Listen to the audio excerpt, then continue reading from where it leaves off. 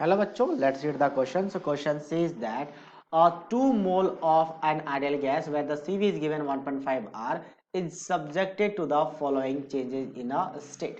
यानी आपके पास 2 मोल एक आइडियल गैस है, CV गिवन है, मतलब molar heat capacity at constant volume जो कि 1.5 मोल आर है और बाकी प्रोसेस चल रहा है। पहला क्या है आपके पास, ए से बी जाने में रिवर्सिबल है, रिवर्सिबल आइसोथर्मल एक्सपेंशन है, और बी से सी में हम क्या कर रहे हैं, आइसोकोरिक कूलिंग है, और सी से डी में सिंगल स्टेज एडियाबेटिक कंप्रेशन है। डी पे पहुंच गए। तो अब क्वेश्चन में क्या पूछा गया, सबसे पहला क्वेश्चन में पूछा गया है the correct statement is correct कौन सा है, the pressure at B is 2 bar. क्या बी पॉइंट पे प्रेशर 2 बार होगा? आइसोथर्मल एक्सपेंशन है, ठीक है, रिवर्सिबल है, तो यहाँ पे टेम्परेचर एंड प्रेशर गिवन है इनिशियल और फाइनल। यहाँ पे बी की बात करें, अच्छा बी में हमें कुछ भी गिवन है, हमें सबसे पहले कैलकुलेट करना पड़ेगा बी में होगा क्या। अच्छा एक चीज तो डेफिनेटली कह सकते हैं कि बी में टेम्परेचर तो 500 केल्विन ही रहेगा ना, क्योंकि आइसोथर्मल प्रोसेस है, टेम्परेचर कांस्टेंट। अच्छा यहाँ पे हम प्रेशर की बात कैसे करें, जैसे यहां से बी से सी की बात कर लेते हैं। बी से अगर सी में हम चले जाए, यहां से स्टार्ट करते हैं कैलकुलेशन बी से सी में, तो बी से सी में जाने के लिए आइसोकोरिक प्रोसेस है। आइसोकोरिक क्या होता है, आपका वॉल्यूम कांस्टेंट होता है, और वॉल्यूम कांस्टेंट हो तो pressure and temperature directly proportional. तो मैं ऐसे कह सकते हैं कि P2/P1 is equal to T2/T1। तो अब यहाँ पे लगा लेते हैं फॉर्मूला। तो P2 मतलब फाइनल, P2 प्रेशर 1 है, और इनिशियल प्रेशर कितना आपके पास, ये हमें निकालना है यहाँ पे बी पॉइंट पे, ठीक है। T2 मतलब आपका 250 और T1 यानी कि 500। तो ये फॉर्मूला बन गया, तो यहाँ से कैंसिल आउट होगा, तो P1 कितना आ गया आपके बेसिकली यहाँ पे 2 ATM।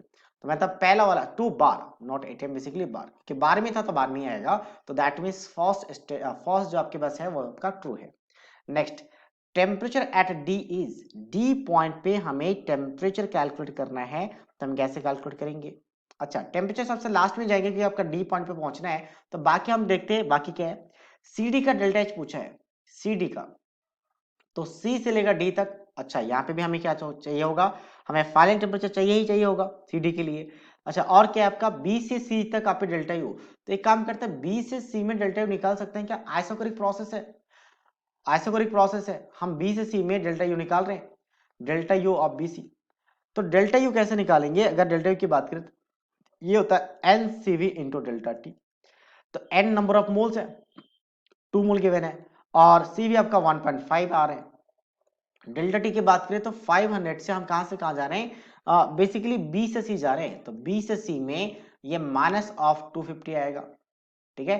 तो यहाँ पे पॉजिटिव गिवन है, जबकि नेगेटिव आ रहा है, तो आगे कैलकुलेट करने की जरूरत नहीं, अगर कैलकुलेट करना भी चाहिए तो 15 2 जा 30 यानी 3 हो गया, तो 3 आपके पास माइनस 750 हो जाएगा, ठीक है। 3 टाइम्स 25 3 जा 75 होता है आर, तो ये वाला स्टेटमेंट रॉन्ग है। चलो अब हम बात करते हैं डी पॉइंट का। तो डी का हमें फाइनल टेम्परेचर चाहिए, हम वो निकाल लेते हैं, फिर हम बाकी चीजें करेंगे। सिंगल, पहले हम सी से डी चलते हैं। सिंगल स्टेप का मतलब होता है that is irreversible process, irreversible process. और इरिवर्सल प्रोसेस में जो P V to the power gamma जो प्रोसेस पढ़ते हैं, हम उसको यहाँ पे यूज नहीं कर सकते, ठीक है। तो अब हम कौन सा फॉर्मूला यूज करेंगे बेसिकली यहाँ पे, तो हम ये कह सकते हैं कि आपका एडियाबेटिक प्रोसेस है, तो हीट का एक्सचेंज तो जीरो ही रहेगा। अब from FLOT that is first of thermodynamics delta Q is equal to Q plus of W होता है, तो ये तो जीरो हो गया। और डेल्टा यू क्या होता है, n C V into delta T is equal to, ये क्या हो जाएगा, minus of P external into delta V, किसके लिए, इरिवर्सिबल के लिए।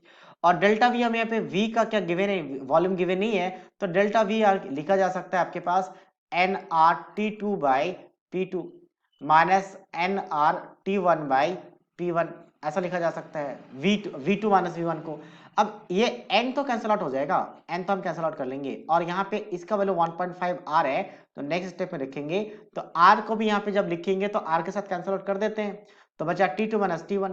तो T2 फाइनल टेम्परेचर चाहिए, T1 क्वेश्चन में पता है मुझे 250, ये रह गया। P एक्सटर्नल, जब P एक्सटर्नल गिवन ना हो तो जो फाइनल प्रेशर है वही P एक्सटर्नल बन जाता, तो ये बन गया 3, r तो कैंसिल आउट हो गया, तो T2 निकालना है। P2 हमने 3 मान लिया है, माइनस एंड आर को कैंसिल आउट कर दिया था कॉमन लेके, T1 आपका 250 है, डिवाइडेड बाय कितना हो जाएगा P1, P1 कितना है यहाँ पे 1 बार है, तो 1 रख लेंगे, ये बन गया। अब यहाँ से हमें कैलकुलेट करना है बेसिकली वैल्यू। तो अगर हम कैलकुलेट करें तो 1.5 को अगर हम डिवाइड कर दे, तो डिवाइड करने के बाद T2 आ जाएगा। तो इसको कैलकुलेट, एक काम करते हैं डायरेक्ट कैलकुलेट करने के बाद वैल्यू लिखते हैं, सिंपल कैलकुलेशन है, तो ये आ जाता है 450 केल्विन, 450। जो कि ऑप्शन बी के साथ मैच कर रहा है, यानी डी पे 450 केल्विन आ गया, तो डी आपका ऑप्शन बी सही है।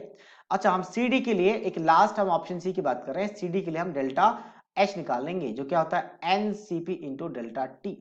और सीपी कैसे निकालते हैं, तो जो सी भी है उस पर आर को ऐड कर लेते हैं, तो आर को ऐड करेंगे तो ये बन जाएगा 2.5, तो 2 मल्टीप्लाई ऑफ 2.5, और चेंज इन टेम्परेचर, तो 450 में से 250 जाएगा तो बचेगा कितना, बेसिकली 200। तो 200 और ये आर टाइम्स है, तो ये कितना बन गया, ये आपका 5 इंटू 200, तो कितना बन जाएगा 1000 आर बन जाएगा, जो कि ऑप्शन सी के साथ मैच कर रहा है। So that means final answer of this question is A, B and C. So I hope you understood it well. All the best.